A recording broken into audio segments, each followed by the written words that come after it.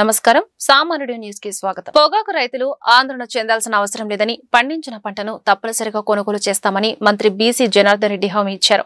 Nandyal mini మహానాడులో పొగాకు రైతులు ఆయనను కలిసి సమస్యను విన్నవించారు. దీనిపై స్పందించిన మంత్రి పొగాకు రైతులకు హామీ ఇచ్చారు. సమస్యను ముఖ్యమంత్రి దృష్టికి తీసుకువెళ్లినట్లు గుర్తు చేశారు. పొగాకు కొనుగోలు వ్యవహారంపై వ్యవసాయ అధికారులకు ఇప్పటికే ఉత్తర్వులు ఇచ్చినట్లు వివరించారు.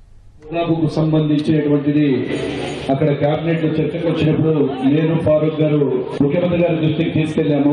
పొగాకు రైతులు ఆందోళన పడవలసిన అవసరం లేదు, ప్రతి బేలు కొంటాము, ప్రభుత్వం తరఫున బాధ్యత మేము తీసుకుంటా ఉన్నాము.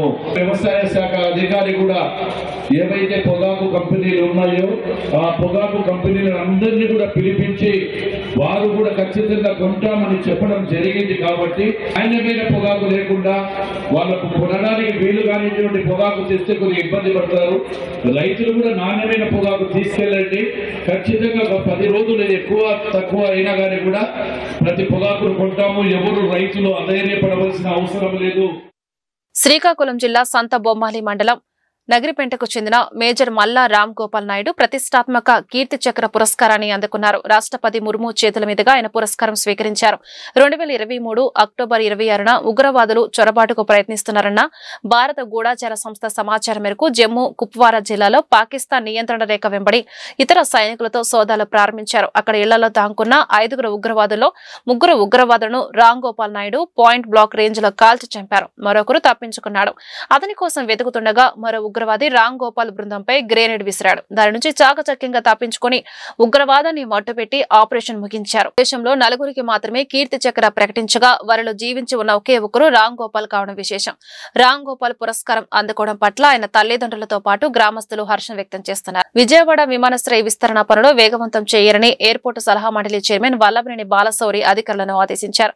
విమానాశ్రయ విస్తరణ అభివృద్ధి పనులపై విజయవాడలో సమీక్షించిన ఆయన ఆశించిన స్థాయిలో పనుల్లో పురోగతి లేదని అసహనం వ్యక్తం చేశారు. సమస్యలు ఉంటే ప్రజా ప్రతినిధుల దృష్టికి తీసుకురావాలన్నారు. వీలైనంత త్వరగా పనులు పూర్తి చేసి దేశీయ అంతర్జాతీయ సర్వీసులు పెంచాలని అధికారులను ఆదేశించారు. ఈ ఎయిర్పోర్ట్ పూర్తిగా కంప్లీట్ అయిన తర్వాత డైరెక్ట్ గా విజయవాడలో ఫ్లైట్ ఎగిరితే యుఎస్ లో న్యూయార్క్ లో గానీ లేదా చికాగోలో గానీ ఫ్లైట్ దిగే విధంగా మేము ముఖ్యమంత్రి గారిని కోరాం. 2028 కల్లా ఎయిర్ ఇండియా వాళ్ళు ఇక్కడి నుంచి యుఎస్ కి డైరెక్ట్ ఫ్లైట్ నడపాలనేది కూడా ఉంది. తర్వాత న్యూ టర్మినల్ బిల్డింగ్ వచ్చే లోపు దాదాపు 70% కంప్లీట్ అయింది. డెఫినెట్ గా రానున్నటువంటి 3-4 మాసాల్లో అది కూడా టోటల్ బిల్డింగ్ కూడా న్యూ బిల్డింగ్ కంప్లీట్ అవుతుంది. మరి తర్వాత ఇక్కడి నుంచి అనేక రాష్ట్రాలకి న్యూ ఫ్లైట్స్, ఇంటర్నేషనల్ ఫ్లైట్స్ కూడా ఇంట్రడ్యూస్ అవుతాయి. ఇక్కడ ఉన్న ఎయిర్లైన్స్ వాళ్ళు ఒకటే కోరడం జరిగింది, నెంబర్ ఆఫ్ సర్వీసెస్ పెంచాలి. ముఖ్యంగా వారణాసి, కొచ్చిన్, అంతేకాకుండా అహ్మదాబాద్కి కొత్త ఫ్లైట్స్ కావాలని కోరడం జరిగింది. వారు కూడా అంగీకరించి కొన్ని సమస్యలు ఉన్నాయి, వాటిని కూడా వాళ్ళు కూడా గుర్తించారు. ఈ అన్నింటినీ మేము పరిష్కరిస్తాం త్వరలో. తప్పకుండా గత వచ్చే 2-3 నెలల్లో ఈ ఎయిర్పోర్ట్కి కొత్త రూట్సే కాకుండా మనం ఇక్కడ ఉన్న ప్రయాణికులకు ఉన్న సమస్యలన్నీ పరిష్కరిస్తామని తెలియజేసుకుంటాం. ఆర్టీసీ ఉద్యోగులకు ప్రభుత్వం తీపి కబురు అందించింది. 48,000 మంది ఉద్యోగులకు ఊరట కల్పించేలా చర్యలు చేపట్టింది. ఉద్యోగ భద్రత కల్పించే సర్క్యులర్ పునరుద్ధరించాలని నిర్ణయించింది. ఆర్టీసీ ఉద్యోగ భద్రత కోసం 2019లో అప్పటి తెలుగుదేశం ప్రభుత్వం సర్క్యులర్ ను తీసుకొచ్చింది. ఆ తర్వాత వచ్చిన వైసీపీ ప్రభుత్వం ఆర్టీసీని ప్రభుత్వంలో విలీనం చేస్తూ ఈ సర్క్యులర్ అమలును నిలిపివేసింది. దీనిపై ఉద్యోగ సంఘాలు ఆందోళన వ్యక్తం చేశాయి. ఉద్యోగులు చేసే చిన్న తప్పిదాలకే పెద్ద శిక్షలు వేయడంతో పాటు అక్రమంగా సస్పెండ్ చేస్తున్నారని మండిపడ్డారు. పాత సర్క్యులర్ పునరుద్ధరించి దానికి అనుగుణంగా క్రమశిక్షణ చర్యలు తీసుకోవాలని ఆర్టీసీ ఎండీ ద్వారకా తిరుమలరావును ఉద్యోగ సంఘాలు కోరాయి. ప్రభుత్వంతో చర్చించిన అనంతరం ఉద్యోగుల విజ్ఞప్తి మేరకు ఎండీ సానుకూలంగా నిర్ణయం తీసుకున్నారు. తిరుమల తిరుపతి దేవస్థానం ధర్మకర్తలి మండలి ఎక్స్ అఫీషియా సభ్యులుగా తోడా చైర్మన్ డాలస్ దివాకర్ రెడ్డి ప్రమాణ స్వీకారం చేశారు. రంగనాయకుల మండపంలో టీటీడీ అదనపు ఈవో వెంకయ్య చౌదరి దివాకర్ రెడ్డి చేత ప్రమాణం చేయించారు. అనంతరం డాలర్స్ దివాకర్ రెడ్డి కుటుంబ సభ్యులతో కలిసి స్వామివారిని దర్శించుకున్నారు. దర్శన తర్వాత వేద పండితులు ఆశీర్వచనం పలికి స్వామివారి తీర్థ ప్రసాదాలు అందించారు. సీఎం చంద్రబాబు ఇచ్చిన అవకాశాన్ని సద్వినియోగం చేసుకుంటూ భక్తులకు ఎలాంటి ఇబ్బందులు లేకుండా అభివృద్ధి పనులు చేస్తారని దివాకర్ రెడ్డి తెలిపారు. తిరుపతికి వచ్చేటువంటి దర్శనానికి వచ్చేటువంటి ప్రతి ఒక్క పిలిగ్రిమ్స్ కూడా ఎటువంటి ఇబ్బందులు రాకుండా వాళ్ళు రాకపోకలకు రావచ్చు, డెవలప్మెంట్స్ సంబంధించి చూడాలకు సంబంధించి రోడ్స్ కావచ్చు, వాళ్ళకి కావాల్సినటువంటి ఫెసిలిటీస్ అన్నీ కూడా ఏ విధంగా చేస్తే మన ప్రతిష్ట మరింత పెరుగుతుందో దాన్ని కృషి చేస్తానని, అదేవిధంగా అట్లాంటి తిరుమలని ప్రపంచవ్యాప్తంగా కూడా ఓం నమో వెంకటేశాయ అనే విధంగా మ్యాక్సిమం నా వల్ల అయినంత కృషి చేసి నేను ప్రతి ఒక్క భక్తుడి గుండెల్లో కూడా ప్రతి ఒక్కరు కూడా ప్రతి రోజులో ఎంతో కొంత సమయం దేవుడికి కేటాయించే విధంగా నేను ప్రయత్నిస్తానని ఈ అవకాశం ప్రతి ఒక్కరికి ధన్యవాదాలు చెప్తున్నాను. Thank you. ప్రెస్ మీట్లు పెట్టి మరి జగన్ పచ్చి అబద్దాలు మాట్లాడారని ఎమ్మెల్యే సోమిరెడ్డి చంద్రమోహన్ రెడ్డి ఆగ్రహం వ్యక్తం చేశారు. జూన్ 4న వెన్నుపోటు దినంగా ప్రకటిస్తామన్న వైసీపీకి 2029లో ప్రజలు అంత్యక్రియలు చేయబోతున్నారని సోమిరెడ్డి జోస్యం చెప్పారు. వైసీపీ హయాంలో జరిగిన లిక్కర్ స్కామ్ దేశంలోని అతిపెద్దదన్నారు. ఊర్సా కంపెనీకి ఎకరంకు రూపాయికే ఇచ్చామని జగన్ నిరూపిస్తే సర్వేపల్లి ఎమ్మెల్యేగా తాను రాజీనామా చేస్తానని సవాల్ విసిరారు. నెల్లూరులో నిర్వహించిన మినీ మహానాడులో సోమిరెడ్డి పాల్గొన్నారు. ఈయన జగన్మోహన్ రెడ్డి ఈరోజు రాష్ట్రం సర్వనాశనం అయిపోయింది లాస్ట్ 5 yearsలో. నిన్న ఒక మాట చెప్పాడు, రేపు జూన్ 4వ తేదీ అంటే 1 year అవుతుంది, ఆ రోజు రిజల్ట్ వచ్చింది. జూన్ 4వ తేదీ వెన్నుపోటు దినంగా ప్రకటిస్తా అంట ఆయన. నేనైతే ఒక మాట చెప్తుండా, 2029 మీ వైఎస్ఆర్సీపీకి రాష్ట్ర ప్రజలు అంత్యక్రియలు చేయబోతున్నారు. బోఫోర్స్ ఎంత? 60 కోట్లు. 2G స్కామ్ ఎంత? అక్కడ కేజ్రీవాల్ జైలుకి పంపించారు, డిప్యూటీ సీఎం జైలుకి పంపించారు, కవితను జైలుకి పంపించారు. ఎంత? 150 కోట్లు. ఈరోజు సిఐడి సాక్ష్యాధారాలతో తేల్చిందంత 3200 కోట్లు.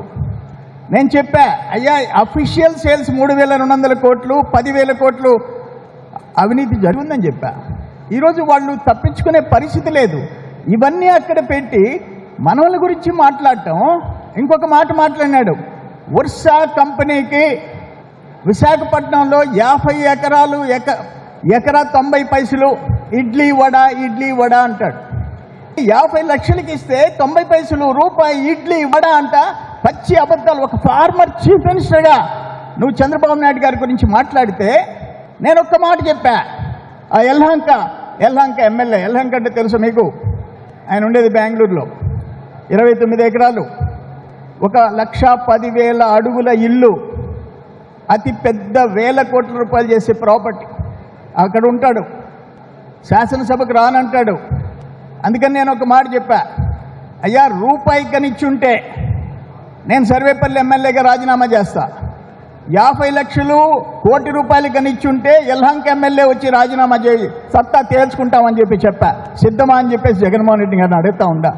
అటువంటి వ్యక్తి ఈరోజు తెలుగుదేశం గురించి మాట్లాడే అర్హత నీకుందా అని చెప్పేసి అడుగుతూ, మనందరం రేపు లోకల్ బాడీస్ వస్తున్నాయి. లోకల్ బాడీస్లో వాళ్ళ మాదిరిగా పోలీసులను పెట్టి దౌర్జన్యాలు చేసి పోటీలు లేకుండా చేసుకునేది కాదు. మనం జనంలో ఉంటాం, జనంలో ఏపీ రాజకీయాల్లో కీలక పరిణామం చోటు చేసుకుంది. మాజీ మంత్రి వైసీపీ నేత కొడాలి నానిపై లూకోడ్ నోటీసులు జారీ అయ్యాయి. కృష్ణా జిల్లా ఎస్పీ గంగాధర్ ఈ నోటీసులను జారీ చేసినట్లు తెలుస్తోంది. కొడాలి నానిపై అక్రమాలకు సంబంధించి విజిలెన్స్ విచారణ కొనసాగుతున్న నేపథ్యంలో ఆయన కదలికలపై నిఘా ఉంచారని ఇప్పటికే టీడీపీ పార్టీ నేతలు ఫిర్యాదు చేశారు. తాజాగా లూకోడ్ నోటీసులు జారీ చేసిన పోలీసులు దేశంలోని అన్ని ఎయిర్పోర్ట్లు, పోర్ట్లను అలర్ట్ చేశారు. జనచైతన్య వేదిక అధ్యక్షులు వల్లంరెడ్డి లక్ష్మిరెడ్డి ఆధ్వర్యంలో రేషన్ బియ్యంలో అవినీతి పరిష్కారాలపై గుంటూరు రామన్నపేటలోని జనచైతన్య వేదిక రాష్ట్ర కార్యాలయంలో చర్చాగోష్ఠి నిర్వహించారు. ఈ కార్యక్రమంలో వివిధ రాజకీయ పార్టీల నాయకులు, ప్రజా సంఘాల నాయకులు, పలువురు వక్తలు పాల్గొని ఈ అంశంపై చర్చించి కొన్ని సలహాలు, సూచనలు ఇచ్చారు. ఈ సందర్భంగా జనచైతన్య వేదిక రాష్ట్ర అధ్యక్షులు లక్ష్మిరెడ్డి మాట్లాడారు. రేషన్ బియ్యం ఒక అవినీతిమయంగా మారిందని చెప్పారు. మండలాల వారీగా దళారులు ఏర్పడి లక్షల రూపాయల బియ్యాన్ని మాఫియా చేతుల్లో పెడుతున్నారని ఆందోళన వ్యక్తం చేశారు. రేషన్ బియ్యం ద్వారా స్థానిక ఎమ్మెల్యేలు, అధికారులు లక్షల రూపాయలు గడిస్తున్నారని చెప్పారు. ఈ వ్యవస్థల అవినీతి అరికట్టేందుకే రేషన్ బియ్యానికి సపరేటు గుర్తింపు కార్డు ఇవ్వాలని, సంక్షేమ కార్యక్రమాలకు ఆరోగ్యశ్రీకి వేరువేరు గుర్తింపు కార్డులు అందిస్తే బాగుంటుందని సూచించారు. అన్ని పథకాలకు ఒకే కార్డు ఉండడం వల్ల దుర్వినియోగం అవుతుందని సందేహం వెల్లబుచ్చారు. నాణ్యమైన బియ్యంతో పాటు రేషన్ షాపుల ద్వారా పలు రకాల నిత్యావసర సరుకులు అందించాలని కోరారు. అవినీతిని అడ్డుకునేందుకు అధికారులు, నాయకులు చిత్తశుద్ధితో పనిచేయాలన్నారు. రేషన్ బియ్యంలో అవినీతి పరిష్కార మార్గాలనే అంశంపై జనచైతన్య వేదిక వివిధ రాజకీయ పార్టీలు, మేధావులతో చర్చాగోష్ఠి నిర్వహించింది. ఈ గోష్ఠిలో ప్రధానంగా వచ్చిన అంశం రాష్ట్రంలో అవినీతి గణనీయంగా పెరుగుతూ ఉందని, అధికార పార్టీ ఎమ్మెల్యేలు ప్రతి నెల 20 లక్షల నుంచి 25 లక్షల వరకు ఈ రేషన్ బియ్యంలో అవినీతికి లోనవుతున్నారని, ప్రతి మండలానికి ఒక కమిషన్ ఏజెంట్ని పెట్టుకొని వారి ద్వారా అవినీతి పాలవుతున్నారని తెలియజేయడం జరిగింది. పరిష్కారంగా తెలంగాణలాగా సన్న బియ్యం, నాణ్యత గల బియ్యం ఇవ్వాలని, బియ్యంతో పాటు ఇప్పుడు వస్తున్న మార్పుల దృష్ట్యా కొర్రలు, సాములు, జొన్నలు, సద్దలు ఇలాంటి ఇతర చిరుధాన్యాలు కూడా ఎవరికి లబ్ధిదారునికి ఏది అవసరమైతే, ఏది కావాలని కోరుకుంటే అది ఇచ్చే విధంగా ఉండాలని భావించడం జరిగింది. కేరళలో 14 రకాల వస్తువుల్ని, ప్రజలకు ఉపయోగపడే వాటిని అక్కడ ప్రజా పంపిణీ వ్యవస్థలో రేషన్ షాప్ ద్వారా ఇస్తూ ఉన్నారు. తమిళనాడులో 7 వస్తువులను ఇస్తూ ఉన్నారు. ఇక్కడ కూడా ఆంధ్రప్రదేశ్లో కూడా కేవలం బియ్యం మాత్రమే కాకుండా బియ్యంతో పాటు కందిపప్పు, చక్కెర ఇలాంటి ఇతర అవసరాలను కూడా తీర్చే విధంగా రేషన్ షాప్ని అభివృద్ధి పరచాలని చెప్పని కోరటం జరుగుతుంది. తెలంగాణలో అమలు చేసిన విధంగా సన్న బియ్యాన్ని, క్వాలిటీ గల బియ్యాన్ని అందించాలని భక్తులు తెలియజేశారు. రైతులు 3 నెలలు మాత్రమే పండే పంటని ఎక్కువ పండిస్తూ వాటిని లెవీ ద్వారా ఫుడ్ కార్పొరేషన్ ఇస్తున్నారు. అలా కాకుండా రైతుల్లో చైతన్యం తీసుకొచ్చి వారు ఇలాంటి దొడ్డు బియ్యాన్ని, ప్రజలు తినలేని బియ్యాన్ని ఉత్పత్తి చేసే విధంగా కాకుండా దానికి భిన్నంగా క్వాలిటీ గల బియ్యాన్ని, నెల్లూరు మనకొడుకులు కానీ లేక అలాంటి అనేక మంచి మంచి క్వాలిటీ కలిగిన బియ్యాన్ని ఉత్పత్తి చేయాలని చెప్పని భావించారు. ఈ అవినీతి పరిష్కారానికి ప్రధాన మార్గం తినగలిగిన బియ్యం, తినగలిగిన వస్తువులు మాత్రమే ఇవ్వాలి. తద్వారా 100% మంది లబ్ధిదారులు తీసుకుంటారండి. కార్డులు కూడా కేవలం ఒకే కార్డు ఉండటం వలన బియ్యం అవసరం లేని వాళ్ళు కూడా అది ఆరోగ్యశ్రీ కోసమో, ఫీజు రీయింబర్స్మెంట్ కోసమో, లేక ఇతర సంక్షేమ పథకాల కోసమో కార్డులు తీసుకుంటున్న పరిస్థితి ఉంది. దానికి బదులు 2 రకాలు లేక 3 రకాల కార్డులని తీసుకురావడం అవసరం చెప్పని భావిస్తున్నాం.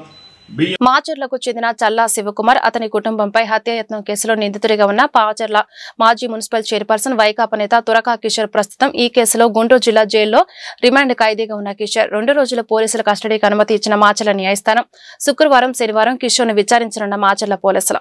గుంటూరు జిల్లా జైలు నుండి తురకా కిషోర్ను పోలీసు వాహనంలో మాచర్ల తీసుకెళ్తున్న మాచర్ల పోలీసులు శనివారం మరలా గుంటూరు జిల్లా జైలుకి తురకా కిషోర్ను హాజరుపరచనున్న మాచర్ల పోలీసులు. వర్షాకాలాన్ని దృష్టిలో ఉంచుకుని గుంటూరు పశ్చిమ నియోజకవర్గంలో ఉన్న కాలువలను మున్సిపల్ సిబ్బంది వెంటనే శుభ్రపరచాలని ఎమ్మెల్యే గల్లా మాధవి ఆదేశించారు. గతంలో వర్షాకాలంలో నీళ్లు ఇళ్లలోకి చేరటం వలన ప్రజలు తీవ్ర ఇబ్బందులకు గురయ్యారని, మురుగునీరు నిలబడకుండా సిల్టేషన్ తొలగింపు పనులు ప్రారంభించారన్నారు. శుక్రవారం గుంటూరు పశ్చిమ నియోజకవర్గ టీడీపీ కార్యాలయంలో ప్రజా దర్బార్ కార్యక్రమం నిర్వహించారు. ఈ సందర్భంగా ప్రజల నుండి అర్జీలు స్వీకరించి వాటిని పరిష్కరించవలసిందిగా సంబంధిత అధికారులకు ఆదేశాలు జారీ చేశారు. నియోజకవర్గంలో నిత్యం ప్రజలకు అందుబాటులో ఉంటూ వారి సమస్యలను పరిష్కరించడమే తమ ధ్యేయమని, ప్రజా ప్రతినిధులు అధికారుల సమన్వయంతో ప్రజా సమస్యల పరిష్కారం అవుతాయని ఎమ్మెల్యే గల్లా మాధవి తెలిపారు. అదేవిధంగా రాష్ట్రంలో కొన్ని కరోనా కేసులు నమోదు అయ్యాయని, దానిని దృష్టిలో ఉంచుకుని ప్రజలు వ్యక్తిగత దూరం పాటిస్తూ అవసరమైన జాగ్రత్తలు తీసుకోవాలని ప్రజలను ఎమ్మెల్యే కోరారు. గత వైసీపీ ప్రభుత్వ హయాంలో జగన్ రెడ్డి ఇష్టానుసారం దోచుకొని తిని నేడు ప్రజల ముందు కళ్లు ఆర్పకుండా అబద్దాలు చెప్పే గనుడు జగన్మోహన్ రెడ్డి అని ఆయనను ఎవరు విశ్వసించారని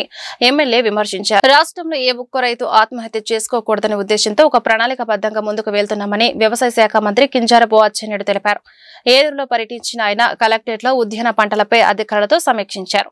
అనంతరం గోదావరి సమావేశ మందిరంలో కోకో రైతులతో నిర్వహించిన ముఖాముఖిలో మంత్రి కొలుసు పార్థసారథి ఎమ్మెల్యేలతో కలిసి పాల్గొన్నారు. కోకో రైతులు ఎదుర్కొంటున్న సమస్యలను అడిగి తెలుసుకున్నారు.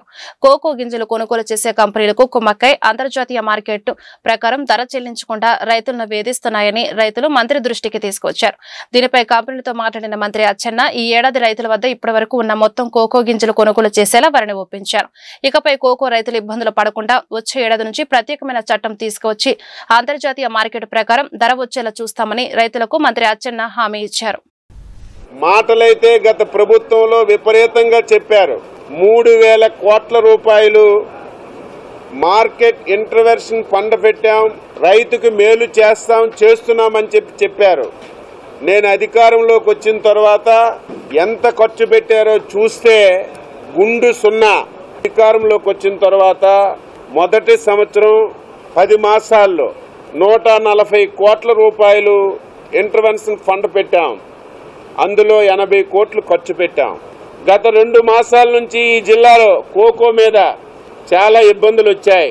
ముఖ్యమంత్రి గారి ఆదేశాల మేరకు కంపెనీ వాళ్ళతో స్పష్టంగా మాట్లాడాం. ఇప్పటికే మా దగ్గర స్టాక్స్ ఉన్నాయి, మేము కొనమని చెప్పారు. గట్టిగా వాదిస్తే మీరు చెప్పారు కాబట్టి కొంటాం, అది కూడా 450 కంటే ఎక్కువ కొనలేమని చెప్తే మేము చాలా స్పష్టంగా గట్టిగా చెప్పాం. 500 రూపాయలకి తక్కువ లేకుండా స్పష్టంగా కొనమని ముఖ్యమంత్రి గారు ఆదేశాలు ఇచ్చారు. అందరితో మాట్లాడి కంపెనీ వాళ్ళతో మాట్లాడి డెసిషన్ తీసుకున్నాం. రేపటి నుంచి కోకో కూడా ఏదైతే 1000, 1200, 1500 ఇంకా మెట్రిక్ టన్నులు రైతుల దగ్గర ఉందో అదంతా కూడా కొని రాష్ట్ర ప్రభుత్వమే రిమైనింగ్ డబ్బులు పే చేసి ఈ సమస్యకు పరిష్కారం చూపాం. పార్వతీపురం పురపాలక కౌన్సిల్ సమావేశం రసాభాసగా ముగిసింది. తెలుగుదేశం, వైసీపీ కౌన్సిలర్లు ఒకరితో ఒకరు ఘర్షణ పడ్డారు. మరో 10 రోజుల్లో ఎంతో ప్రతిష్టాత్మకమైన ఇప్పల పోలమ్మ, ఎర్ర కంచమ్మ, బంగారమ్మ గ్రామ దేవతల పండుగ జరగనుంది. ఈ నేపథ్యంలో అత్యవసరంగా పట్టణంలో చేపట్టాల్సిన పనులపై చర్చించాలని టీడీపీ కౌన్సిలర్ కోరారు. దీంతో చైర్పర్సన్ గౌరీశ్వరి, వైసీపీ కౌన్సిలర్లు టీడీపీ కౌన్సిలర్లతో వాగ్వాదానికి దిగారు. కౌన్సిలర్ల మధ్య ఘర్షణ వాతావరణం చోటు చేసుకోవడంతో పోలీసులు రంగప్రవేశం చేసి పరిస్థితిని చక్కదిద్దారు. దీంతో వైసీపీ కౌన్సిలర్ల సమావేశాన్ని వాకౌట్ చేశారు.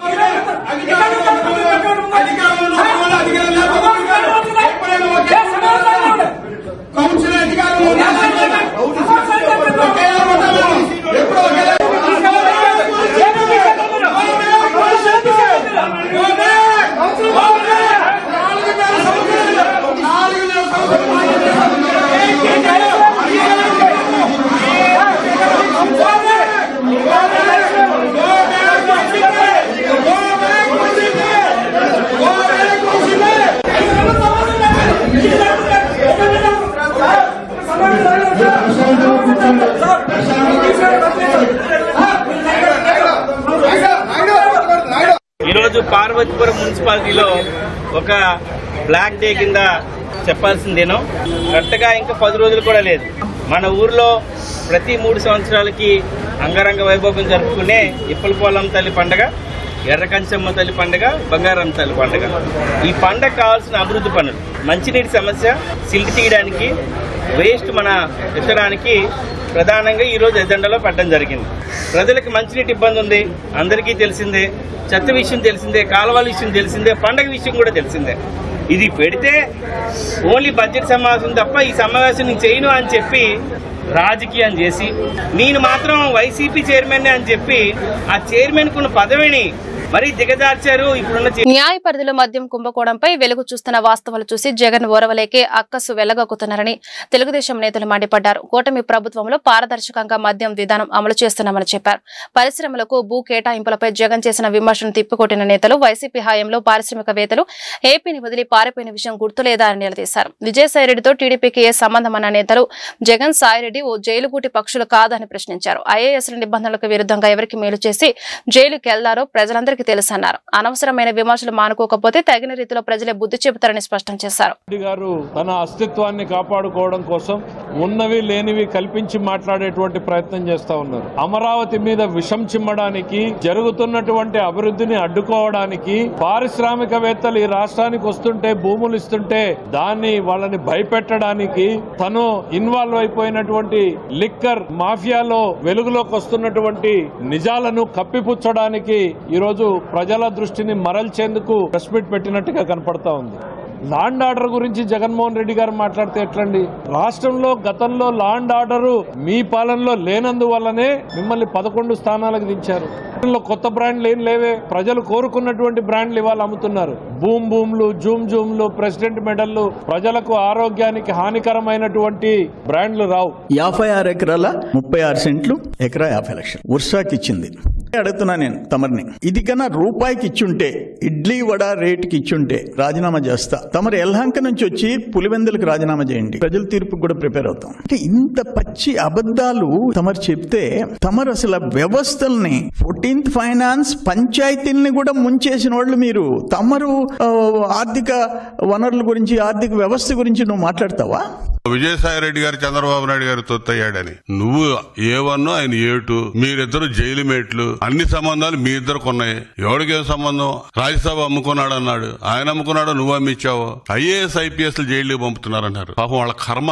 నీ తండ్రి అధికారులు ఉన్నప్పుడు నువ్వు చేసినటువంటి పాపాలకి IASలు ఆ రోజు జైలుకి పోయారు. ఈ రోజు మళ్ళీ నువ్వు అధికారంలోకి వచ్చినాక చేసినటువంటి ఈ రోజు వాళ్ళు అహంభావంతో కావాలని చేసుకున్నటువంటి పరిస్థితులు ఇవన్నీ కూడా. లక్షలాది మంది నిరుద్యోగుల జీవితాలతో APPSC గ్రూప్ 1 ఎగ్జామ్స్ హాయ్లాండ్ లో దిద్దిస్తాడు ఆ పేపర్లో. IPS ఆఫీసర్ బుద్ధి ఉందా? జైల్లో ఉన్నాడంటే ఇక సమర్థిస్తావా? సిగ్గు నీ మాటనే కదా వాడు చేసింది. ఒక మహిళని ముంబై నుంచి తీసుకొచ్చి కారణంగా కేసులు పెట్టి జైలుకి పంపించిన దానికి జైల్లో ఉన్నాడు. నీకు దోచిపెట్టడానికి సహకరించినటువంటి IASలు IPSలు ఇంకో రకంగా జైల్లో ఉన్నారు. వీటన్నిటి పల్నాడు జిల్లా దాచేపల్లి పోలీసుల చేతిలో చిత్రహింసలకు గురై గురుజల సబ్ జైల్లో ఉన్న తంగేడ గ్రామానికి చెందిన ఉప్పుతోళ్ల హరికృష్ణను పరామర్శించిన వైసీపీ నిజ నిర్ధారణ బృందం. అనంతరం మీడియా సమావేశంలో మాజీ మంత్రి అంబటి రాంబాబు మాట్లాడుతూ ఏ ప్రభుత్వం ఉన్నప్పటికీ పోలీసులు చట్ట పరిధిలో పనిచేయాలని అన్నారు. చట్ట విరుద్ధంగా అహంకార ధోరణిలో ప్రవర్తించే పోలీసుల పట్ల వైసీపీ పార్టీ చట్టపరంగా కఠిన చర్యలు తీసుకునే విధంగా న్యాయస్థానాన్ని ఆశ్రయిస్తామని అన్నారు. ఉమ్మడి గుంటూరు జిల్లాలో కొంతమంది పోలీసులు తమ పరిధికి మించి ప్రవర్తిస్తున్నారని తెలిపారు. గతంలో మహిళా కార్యకర్తపై కఠినంగా వ్యవహరించిన సిఐ భాస్కర్ తిరిగి అదే విధంగా వైసీపీ కార్యకర్త హరికృష్ణను చిత్రహింసలకు గురిచేశారని అన్నారు. చట్ట విరుద్ధంగా ప్రవర్తించారని పోలీసు ఆఫీసర్లను టీడీపీ ప్రభుత్వం అరెస్టు చేసిందని, తమ ప్రభుత్వం అధికారంలోకి రాగానే ఎటువంటి పోలీసు ఆఫీసర్ల పట్ల కఠిన చర్యలు తీసుకుంటామని తెలియజేశారు. తీసుకోకపోతే ఎలా యాక్షన్ తీసుకోవాలో మాకు తెలుసు. చట్టపరమైనటువంటి యాక్షన్ తీసుకుంటాం. న్యాయస్థానాలు ఉన్నాయి, న్యాయస్థానాలకు వెళతాం. లీగల్ గా పోరాడే శక్తి, యుక్తి, ధైర్యం వైఎస్ఆర్ కాంగ్రెస్ పార్టీకి ఉంది, జగన్మోహన్ రెడ్డి గారికి ఉంది. ఈ పిచ్చి పిచ్చి కేసుల వల్ల, ఈ పిచ్చి పిచ్చి సీఐలు చేసేటటువంటి వెర్రికి తలలు వేసేటటువంటి కార్యక్రమాలకి వైఎస్ఆర్ కాంగ్రెస్ పార్టీ భయపడదని కూడా ఈ సందర్భంగా నేను చెప్పదలుచుకున్నాను. ముఖ్యంగా ఉప్పుతోళ్ల హరికృష్ణ ఫ్యామిలీ వాళ్ళ భార్య వచ్చారు. వాళ్ళందరికీ నేను చెప్తున్నా, జగన్మోహన్ రెడ్డి గారు, వైఎస్ఆర్ కాంగ్రెస్ పార్టీ మీకు అండగా ఉంది. మీరేం భయపడాల్సిన అవసరం లేదు. మేము చూసుకుంటాం. వ్యవహారం అంతా కూడా లీగల్ గా కావాల్సిన అన్ని వ్యవహారాలు మేము చూసుకుంటాం. ఇది జగన్మోహన్ రెడ్డి గారు చెప్పిరమని మమ్మల్ని పంపించారని కూడా ఈ సందర్భంగా నేను చెప్పదలుచుకున్నాను. ఎవరు కూడా భయపడాల్సిన అవసరం లేదు. ఎన్ని కేసులు పెడతారో పెట్టండి, దానికి సిద్ధంగా ఉన్నామని కూడా ఈ సందర్భంగా తెలియపరుస్తున్నాం. మీరు అక్రమ కేసులు బనాయించండి, పెట్టండి కేసులు. కానీ మీరు కొట్టడం చూస్తున్నారు చూడండి, అది మహానేరం. దాన్ని వదిలిపెట్టం. పూర్తి స్థాయిలో లీగల్ పేరు నుంచి కంపల్సరిగా లీగల్ సెల్ నుంచి దీని మీద హైకోర్టులో కూడా వేసి పూర్తి స్థాయిలో చర్యలు తీసుకునేదానికి ధర్మబద్ధంగా పోరాటం చేస్తామని, న్యాయబద్ధంగా పోరాటం చేస్తామని మీ అందరి తరఫున నేను ఈ సందర్భంగా తెలియపరచుకుంటూ సెలవు తీసుకుంటున్నాను. ఈ వార్తలు ఇంతటితో సమాప్తం. నమస్కారం.